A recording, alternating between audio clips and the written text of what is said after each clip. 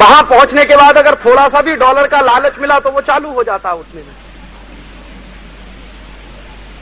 और American government को क्या फायदा है?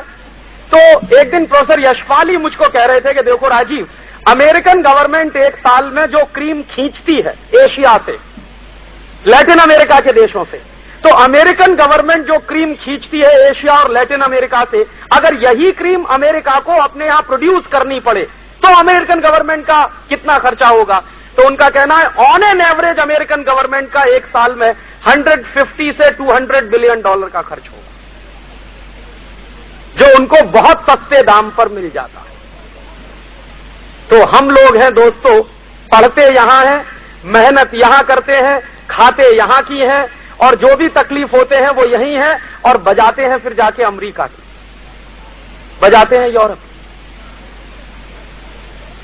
और आपको जानकर ये आश्चर्य होगा, कभी गर्व भी हो सकता है, लेकिन मुझे आश्चर्य होता है, मैसाचुसेट इंस्टीट्यूट जो है MIT, तो मैसाचुसेट इंस्टीट्यूट में 60% साइंटिस्ट एशियन है जो बेसिक रिसर्च के काम में लगे, 60%। और उसके बावजूद क्या होता है? उसके बावजूद यह होता है कि हम लोग बड़े फक्र से चले तो जाते हैं अमेरिका, लेकिन वहां जाने के बाद आपको मालूम नहीं कि हमेशा आपको सेकंड और थर्ड ग्रेड सिटीजन ही ट्रीट किया जाता है। एक मेरे परिचित हैं जिनका नाम है आनंद मोहन चक्रवर्ती। ये वो व्यक्ति हैं जिनको पेटेंट मिला था अमेरिका में यहां से जाने के बाद, और इन्होंने एक नए तरह की डिबेट शुरू की अमेरिका में जाने के बाद। पहले वो यहां CSIR में काम करते थे, CSIR से चले गए वो अमेरिका, उनको प्रोजेक्ट में एक में काम करने का मौका मिला, तो वहां पहुंचकर उन्होंने एक नए तरह का काम किया था। वो कहते हैं कि वो इन्वेंट्री काम था, लेकिन अमेरिकन ब्लॉक में कहते हैं कि वो बहुत इन्वेंट्री काम तो नहीं था, थोड़ा सा डिस्कवरी टाइप का काम था, लेकिन फिर भी उनको पेटेंट मिला। और पेटेंट मिलने के बाद आनंद मोहन चक्रवर्ती का नाम काफी तेजी से अमेरिकन ब्लॉक में चला, और काफी हमको गर्व होता था कि वो इंडियन साइंटिस्ट हैं, और इंडियन साइंटिस्ट हैं तो उनको इतना ज्यादा सम्मान वहां मिल रहा है। लेकिन आज तक आनंद मोहन चक्रवर्ती को जिस स्टेज पर पहुंच जाना चाहिए था, वहां से बार बार नीचे धकेला गया है। माने उनका बॉस हमेशा अमेरिकन ही रहेगा, वो चाहे जितने इंटेलेक्ट वाले हों, चाहे उनका जितना बेसिक रिसर्च का काम हो, लेकिन अमेरिका वाला जो उनका बॉस है वो चाहे जितना डफर होगा, चाहे जितना बेवकूफ और इडियट होगा, वो आनंद मोहन चक्रवर्ती को कभी भी अपना बॉस स्वीकार करने की हैसियत नहीं आने देगा। और वही उनके साथ हुआ है। और ये आनंद मोहन चक्रवर्ती का केस अकेला केस नहीं है, यही केस डॉक्टर हरगोविंद खुराना का रहा। डॉक्टर हरगोविंद खुराना की रिसर्चेस को उन्होंने मान्यता दी, और डॉक्टर हरगोविंद खुराना की रिसर्चेस को उन्होंने पब्लिश भी किया, और अमेरिका की 2-3 कंपनियों ने डॉक्टर खुराना के रिसर्च पर पेटेंट भी इशू कराए। और डॉक्टर खुराना की तरफ से पेटेंट एप्लीकेशन फाइल करने के लिए उस समय $5 लाख की जरूरत थी, वो भी जमा किए उन्होंने। लेकिन डॉक्टर हरगोविंद खुराना को जब इंस्टीट्यूट का डायरेक्टर बनाने की बात आई तो कभी भी स्वीकार नहीं किया गया। उनके ऊपर एक अमेरिकन डफर आदमी था जिसको शायद ही बेसिक रिसर्च का कोई अनुभव था, वो हमेशा डॉक्टर खुराना का बॉस रहा, और डॉक्टर खुराना उसके 70 BNT रहे, काम करते रहे। और ये डॉक्टर हरगोविंद खुराना या आनंद मोहन चक्रवर्ती, ये कोई 1-2 नाम नहीं है, ऐसे ढेर सारे नाम मैं आपको दे सकता हूं, जो गए जरूर यहां से अमेरिका, गए जरूर यहां से यूरोप, लेकिन वहां जाने के बाद हमेशा उनको व्हाइट स्किन का जो एग्रेशन है उसको झेलना पड़ा। तमाम बुद्धिशाली होने के बावजूद, तमाम समर्थवान होने के बावजूद उनको यह होना पड़ा। और अमेरिकन ब्लॉक और यूरोपियन ब्लॉक में कभी भी मानते नहीं वो आपको कि आप कोई फर्स्ट ग्रेड सिटीजन भी हो सकते हैं।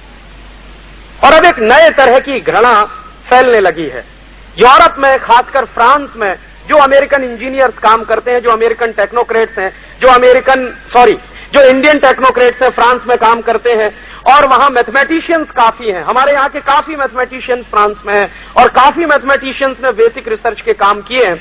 उन लोगों को अब वहां एक विचित्र तरह की घृणा का शिकार होना पड़ रहा है, और फ्रांस में अब एक खतरनाक तरह की राष्ट्रवादी प्रवृत्ति उनमें उभर रही है, और वहां इस तरह की बात करने लगे हैं लोग कि ये इंडियंस लोगों ने, चाइनीज लोगों ने, जापानीज लोगों ने, मलेशियंस लोगों ने, और ये जो मंगोलियन रेस के लोग हैं, इन्होंने आके हमारी जॉब अपॉर्चुनिटीज खत्म कर दी। तो अब उनको एक एक करके लाइन में लगाने का काम शुरू हो रहा है। और मैं आपको ताजा उदाहरण देना चाहता हूं न्यूजीलैंड का। पिछले 10 वर्षों में न्यूजीलैंड से हमारे एशियन ब्लॉक के 1.5 लाख लोगों को निकालकर बाहर किया गया, न्यूजीलैंड। और इतने अपमानजनक तरीके से उनको बाहर निकाला गया। उनमें से कुछ लोग जब वापस लौटे भारत में तो मैंने उनसे उनकी कहानी सुनी, तो उन्होंने कहा कि राजीव, हमारी जितनी प्रॉपर्टी थी पूरी सब सीज कर ली, सिवाय एक टिकट के हमको कुछ नहीं दिया कि जाइए भारत भाग जाइए। उसमें एशियंस लोगों के साथ इतनी बुरी तरह से बर्ताव किया गया। तो एक तरफ आप वहां जाएं और वहां जाने के बाद जब आप सेकंड ग्रेड सिटीजन हो जाएं और उनके नौकर की तरह से काम करें, और वहां क्या बात कही जाती है। एक बार मैंने वहां के एक वैज्ञानिक से पूछा कि आप क्या मानते हैं, तो उन्होंने कहा देखो, इंडियंस लोग हैं या एशियंस लोग हैं, इनकी 2 क्वालिटीज हैं। एक तो कम पैसे पे काम करते हैं और बड़ी मेहनत से काम करते हैं। हां, आप कनाडा में जाइए, कनाडा में एक मुहावरा चलता है, और वो मुहावरा नहीं है, सच्चाई है। कनाडा में जाइए, किसी भी अच्छे डॉक्टर के क्लिनिक में पहुंच जाइए और उससे कहिए कुछ बात, तो वो डॉक्टर से आप पूछिए कि बेस्ट सर्विस चाहिए मुझे, तो कहेगा इंडियन डॉक्टर के पास जाओ, मेरे पास मत आओ। तो ये कनाडा में मुहावरा नहीं है, अब ये सच्चाई है। सबसे अच्छी सर्विसेज कनाडा में जो डॉक्टर्स दे पाते हैं वो इंडियंस हैं, और यही ब्रिटेन में हालत है। सबसे अच्छी सर्विसेज जो दे पाते हैं वो इंडियन डॉक्टर्स हैं। और तब मुझे लगता है कि हर साल हम हमारे देश के हिसाब से अगर लगाएं तो 15 से 20 बिलियन डॉलर का हम लॉस करते हैं नेशनल एक्सचेकर का। और अमेरिका को फायदा ही फायदा है कि इतनी क्रीम को तैयार करने में उसको हर साल 150 से 200 बिलियन डॉलर खर्च करना पड़ेगा। वो सारा का सारा माल उसको 15 से 20 अरब डॉलर में मिल जाता। तब प्रश्न ये है कि हम किसके लिए सर्व करें और क्यों करें। और यहीं पर राष्ट्र की बात महत्वपूर्ण हो जाती है कि जिस राष्ट्र में हम रहते हैं, जहां की सर्विसेज हमने ली हैं और इन सर्विसेज में से पढ़कर ही हम इतने बड़े हुए हैं, उस राष्ट्र के प्रति हमारे कर्तव्य क्या हैं। क्योंकि मैंने नहीं देखा मेरे जो साथी गए हैं वापस लौट के आए हों इस देश को सर्व करने के लिए। क्योंकि हमारे यहां आजादी के बाद से एक भी ऐसा कानून नहीं है कि भारत सरकार इस देश के ब्रेन ड्रेन को रोक सके। एक भी कानून इस देश में ऐसा नहीं है। बीच में एक बार पंडित नेहरू ने कोशिश की, और पंडित नेहरू की कोशिश ये थी कि इस देश का ब्रेन ड्रेन रोका जाए और इस देश में ऐसा कानून बना दिया जाए जैसे उस समय अमेरिका में चलता था, यूरोप में चलता था।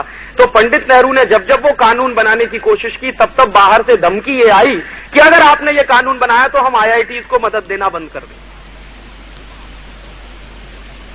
तो उन IITs को मदद बंद हो जाएगी और वो चल नहीं पाएंगी। इसी लालच में इस देश में वो कानून आज तक नहीं बन पाया। और अभी तक वो बिल पंडित नेहरू के जमाने में पार्लियामेंट में इंट्रोड्यूस हुआ था 1957 में ब्रेन ड्रेन रोकने के लिए, वो बिल आज तक इस देश में पारित नहीं हो पाया। और शायद हो पाएगा, इसमें मुझे शक है। क्योंकि अगर हम उनसे पैसा ले रहे हैं अपने इंस्टीट्यूट्स को चलाने के लिए, तो उनकी शर्तें माननी पड़ती हैं। क्योंकि हिंदी में एक कहावत है, वो शायद मराठी में भी होगी, जो धन देता है वो अपनी धुन बजवाता है। अगर आपके IITs के लिए पैसा आ रहा है अमेरिका से एड के नाम पर, तो आप अमेरिका की धुन बजाएंगे ही, आप अपने देश की धुन नहीं बजा सकते। तो इसमें दोस्तों नुकसान एक तो देश का आर्थिक रूप से है, और दूसरा उससे बड़ा नुकसान जानते हैं क्या है, कि जो बेस्ट क्रीम है मेरे देश की, वो जब देश के बाहर चली जाती है तो देश हमारा फंडामेंटल रिसर्चेज में बहुत पीछे रह जाता है। कई बार मैं ये सोचता हूं कि जो आनंद मोहन चक्रवर्ती ने अमेरिका में जाके किया, अगर वही हिंदुस्तान में किया होता, जो काम डॉक्टर हरगोविंद खुराना ने अमेरिका में जाके किया, वही काम अगर हिंदुस्तान में किया होता, तो शायद इस देश में फंडामेंटल रिसर्चेज के काम को आगे बढ़ाने में बहुत मदद मिली होती। और पिछले कई वर्षों से हमारे देश में बेसिक रिसर्च का काम, अगर मैं कहूं तो करीब करीब ठप पड़ा हुआ। और आप एक बात जान लीजिए ये कि अगर बेसिक रिसर्च नहीं होगी किसी देश में, तो आप अप्लाइड फील्ड में कुछ नहीं कर सकते सिवाय दूसरों की नकल करने के। और वही इस देश में ज्यादा हो रहा है। मुझे तकलीफ इस बात की है कि हमारे देश में सबसे बड़ा स्किल्ड मैन पावर है चीन के बाद। 60,000 साइंटिस्ट हैं इस देश में इस समय। मुझे गर्व है ये कहते हुए कि कोई आजू बाजू का देश हमारी टक्कर नहीं ले सकता। और दुनिया के सबसे ज्यादा इंजीनियरिंग कॉलेजेस मेरे देश में हैं।